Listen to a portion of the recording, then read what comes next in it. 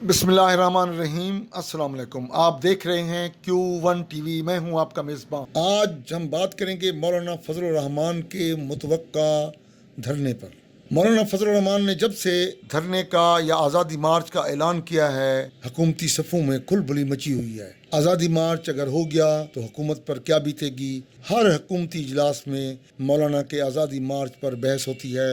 वफाकी वज़रा भी मौलाना पर तंज के तीर बरसाते नजर आते हैं। वज़ीर आज़म के ज़ेर सदारत होने वाले इजलासों में भी आज़ादी मार्च का तज़किरा किया जाता है। एक तरफ तो हुकूमत कहती नजर आती है कि हमें मौलाना के आज़ादी मार्च से कोई ख़तरा नहीं, और दूसरी जानिब हुकूमती सतह पर मौलाना की प्रेस कॉन्फ्रेंसेस और जल्द से मीडिया पर दिखाने की पाबंदी भी लगाई जाती है। हुकूमत के खिलाफ आखिरी मार्के से पहले मौलाना की जानिब से मुल्क भर में अपने कारकुनों की रिहर्सल कराते नज़र आते हैं। जैसे जैसे आज़ादी मार्च का दिन करीब आता जा रहा है, हुकूमती बौखलाहट और मौलाना के एतमाद में इजाफा होता जा रहा है। नाजरीन, अल्लामा खादम हुसैन रिजवी किसी को याद है? कहीं से एक झक्कड़ आया और हवा हो गया। अल्लामा ताहिर अल कादरी किसी की याददाश्त में है? उन्होंने भी 2 बार आर्डर पर माल तैयार किया, जहाँ है और जैसा है की बुनियाद पर बेचा और निकल लिए। मगर मौलाना फजलुर रहमान ना तो कोई झक्कड़ हैं, ना ही आर्डर पर माल तैयार करने वाले, बल्कि वो पहले ज़रूरत पैदा करते हैं और फिर इस ज़रूरत के एतबार से माल तैयार करते हैं और सारे का सारा बेच भी लेते हैं।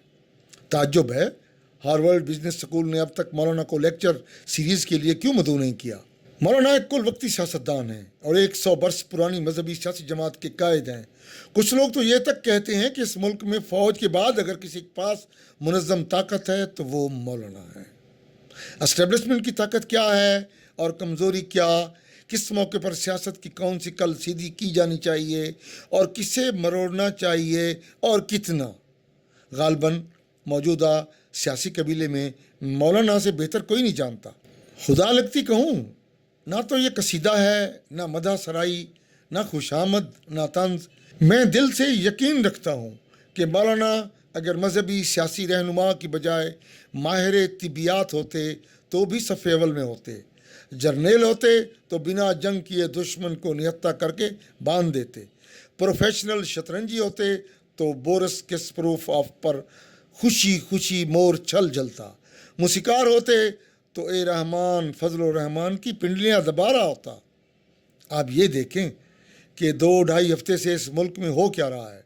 मौलाना ने अभी आज़ादी मार्च का सिर्फ ऐलान किया है। क्यों तुम शराफत की जुबान नहीं समझते? क्यों तुम जमहूरी लब लहजे को नहीं समझते? क्यों तुम शाइस्ता जबान को नहीं समझते? और पीपल्स पार्टी, मुस्लिम लीग नून जैसी तजर्बाकार जमातों की समझ में नहीं आ रहा कि मौलाना का करना क्या है। जाना है कि आना है, जाकर आना है कि आकर जाना है, या थोड़ा सा आगे जाकर आना है या फिर वापस आना है। मौलाना बजात खुद पार्लियामेंट से बाहर हैं। 342 की कौमी असम्बली में इनकी जमात की 16 सीटें हैं और 104 सीटों के ऐवान बाला में 4 सेनेटर्स हैं। लेकिन मौलाना की जमात से तिगनी चौगनी सीटें रखने वाली पीपल्स पार्टी और नून लीग तक चुंदिया खुजा रहे हैं कि मौलाना का चेहरा मुसलसल इतना पुरसकून और बॉडी लैंग्वेज इतनी बाएतमाद क्यों है। हुकूमती वज़रा बग़ैर किसी वक्फे के अंधेरे में तीर चला रहे हैं कि मौलाना के हाथ में ऐसी क्या गिदड़ सिंगी है कि वो कुछ लो कुछ दो और लचकदार सियासत का रास्ता छोड़ तसादुम की शाहराह पर आना चाहते हैं। हालांकि मौलाना ने आज़ादी मार्च शुरू नहीं किया और अभी सिर्फ हथौड़ी से तबला कस के उस पर बयानिए का पाउडर ही मल रहे हैं।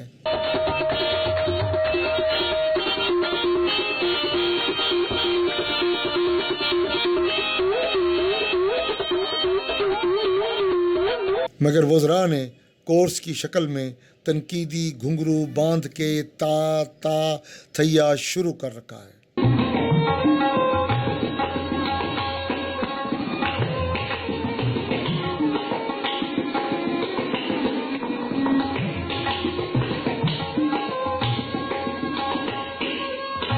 بدحواسی کا یہ عالم ہے کہ کبھی مولانا کی پریس کانفرنس چینلوں سے غائب ہو رہی ہے، کبھی میڈیا کو زبانی کہا جا رہا ہے کہ مارچ اور دھرنے کی کوریج نہیں کرنی، کبھی جمعیت علماء اسلام کے نام سے دھرنے کے شرکاء کے لیے جیلی ہدایات، تو کبھی آزادی مارچ کی حمایت میں جماعت احمدیہ کا جیلی خط سامنے لایا جا رہا ہے۔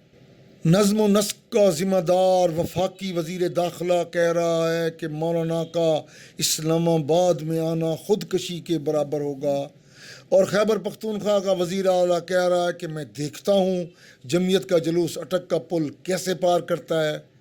وزیر اعظم عمران خان کو ایران اور سعودی عرب کے مابین ثالثی جتنی احسان محسوس ہو رہی ہے، حزب اختلاف سے معاملہ فہمی سے نمٹنا اتنا ہی مشکل لگ رہا ہے۔ مولانا فضل الرحمان کا آزادی مارچ شروع ہو کہ نہ ہو، کامیاب ہو کہ ناکام، پر ایک بات تو کھل کر سامنے آ گئی ہے کہ برسر اقتدار آنا بچپن کا شوق پورے ہونے جیسا ہو سکتا ہے، مگر حکومت چلانا بچوں کا کھیل ہرگز نہیں۔ وہ الگ بات کہ کوئی بچہ باپ کی گود میں بیٹھ کر اسٹیئرنگ گھما کر کہے بابا دیکھو، اور بابا دلارے کا دل رکھنے کے لیے کہتا رہے ہاں بیٹے تو ہی گاڑی چلا رہا ہے اور بڑی زبردست چلا رہا ہے۔